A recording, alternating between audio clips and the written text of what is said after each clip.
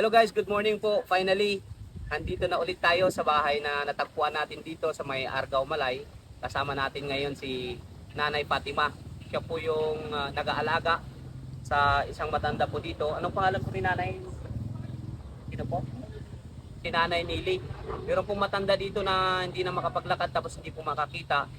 Siya po yung target natin and then the whole family din po. Gagawin natin ang ating mga kaya para makashare tayo ng blessing sa kanila.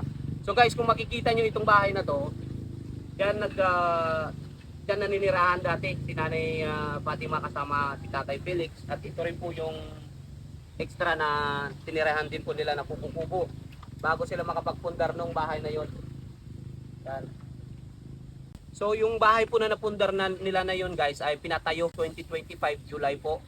At sa pamamagitan po ng tulong ng boss po ni Nanay Fatima, tapos meron din po nagtulong sa galing sa kanilang simbahan. Shout out po sa nagtulong po sa kanila. So guys, ang story dito, hindi nyo to sariling lupa na no? Okay. Anyway, at least meron po silang tirahan dito. Normally po na, taga saan po kayo? Taga Mindoro, pati yung po si tatay. So taga Mindoro sila, pero anyway, lahat po ng tao ay talagang hindi mo alam kung saan ka talaga nararapat. And yun guys, maraming salamat din po sa Panginoon dahil binigyan niya tayo ng pagkakataon ulit na makabalik dito at makapag-share ng blessings. So ngayon, pupuntahan natin si Lola, yung matanda po na hindi na makapaglakad at hindi na makakita. Sisilipin lang natin siya ng saglit, tapos ipoprovide natin kung anong kailangan po ni Lola. Let's go! Hello Nanay! Hindi ko Please po ako. Ha? Please po.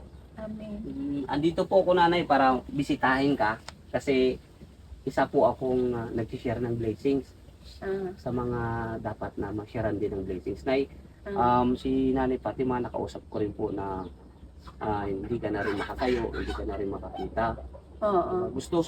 Gusto ko po sana na mag-share ng blessings sa'yo. Gusto mo po? Mag-share ako ng blessings, bibilan kita ng bigas tapos gatas mo. Nung sinabi kong bibigyan ko siya ng gatas at bigas ay umiling siya at naramdaman kong ligayang nadarama ni Lola. Kayo. Oo, Nay, bibigyan kita. Andito ako para mabigyan ka. Tapos, Nanay, ang ginagawa ko po ay nag-iikot po talaga ako na naghahanap talaga na ma-sharean ko lang naman po ng konting blessing. Hindi po ako nagpapasikat na yan. Gusto ko lang po mag-share. Oo. Oo. Maraming salamat po na Oo. binigyan tayo ng pagkakataon ng Panginoon na magkita po, no? Oo. Salamat. Wish ko po na ngayong bagong taon ay mabigyan ka pa ng mahabang buhay. Kaya No? Sana gumaling na. nagpanalangin ako. Ilang taon na po kayo, Nay? Kuha na. 85 yan. Ilan na po, Nay? 85 na. 85 years old. Oo. Wow. Masigla pa rin. Yun.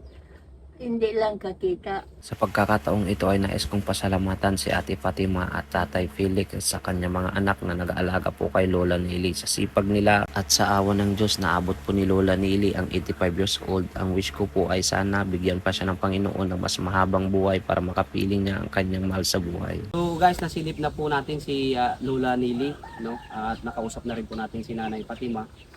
Inalam natin kung ano po ang nararapat natin bilhin para po sa kanya, at least makapag-share po tayo ng blessings sa kanila. At si Nanay Fatima ay may kasama pong dalawang anak na dito sa kanilang bahay na nagtatrabaho din po dati. Sa ngayon po ay kainahan po din ng kumpanya nila, kaya yung iba po ay napa-stop sa trabaho at yung iba ay on-call din po sa trabaho nila. So yun po guys, abangan nyo po, bibili tayo ng regalo natin para kay Lola at kay Nanay Fatima. Let's go!